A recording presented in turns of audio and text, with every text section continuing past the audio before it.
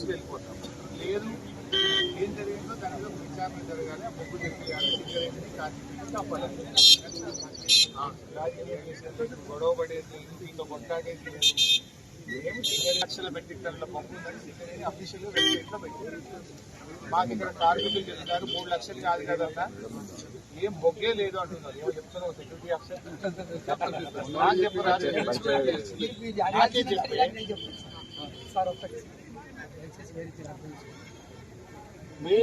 Mind శాఖ ప్రకారం clear permission తీసుకుంటే వాళ్ళ సేఫ్టీకి సంబంధించిన వీరన్న 5 రంగాలు మన ఒక నిమిషం సెక్యూరిటీ ఆఫీసర్ గారు, మేము అండర్ గ్రౌండ్ పోతలేము, బొగ్గు ఉత్పత్తి చేసే ఓపెన్ క్యాస్ట్ పోతలేము. మేము అసలు మీ పనులకు ఎక్కడ ఆటంకం కలిగించము. ఆడ పక్కకు స్టాక్ డంపు పోసినాము అంటున్నారు. డంపు ఉన్నదా లేదా చూస్తాం, వెళ్ళిపోతాం అంతే.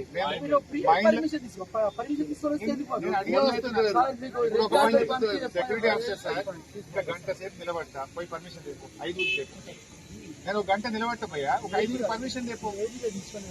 పర్వాలేదు బాయ్ సార్, ఇప్పుడు ఏమున్నది, I will wait for 1 hour, పోయి పర్మిషన్ చెప్పు. 5 ఎక్కువ మంది గోదావరి ఎటుపోయింది బొగ్గు చెప్పండి. మీరు తప్పు చేయకపోతే మమ్మల్ని అలో చేయండి, 5 పై చూసేస్తాము. పోలీసులను అడ్డం పెట్టి మీ తప్పును కప్పుకుంటారా?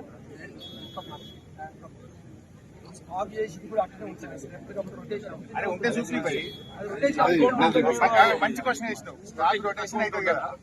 ఇవాళ భూపాలపల్లిలో ఎంత స్టాక్ చూపించారు? ఇవాళ 3,05,000 మెట్రిక్ టన్నులు. 3 లక్షలు ఉందా చూద్దాం. 3,00,000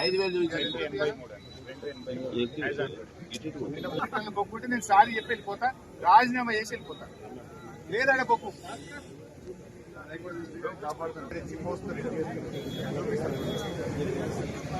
సార్ మేము ఒక గంట వెయిట్ చేస్తాం, పర్మిషన్ చూసేస్తాం.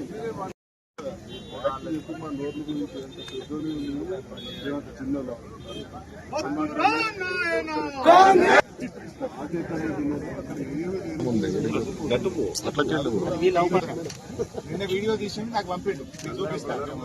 ఇవాళ మళ్ళీ వీడియో తీస్తుంటే నిన్ననేమో మట్టి కుప్పాలి, రాత్రి అంతా బొగ్గు తెచ్చి మీద ఇట్లా ఆ ఫోన్ తో వీడియో తీస్తే మీరు వీడియో గుంజుకుంటారు, ఫోన్ గుంజుకుంటారా? ఏం దాచుకుంటారు? అది చేసి అడ్డం పెట్టి ఈ స్కామ్ ఆపలేదు, చూపలేదు కదా. ఎందుకు ఇట్లా ఆపుతుంది?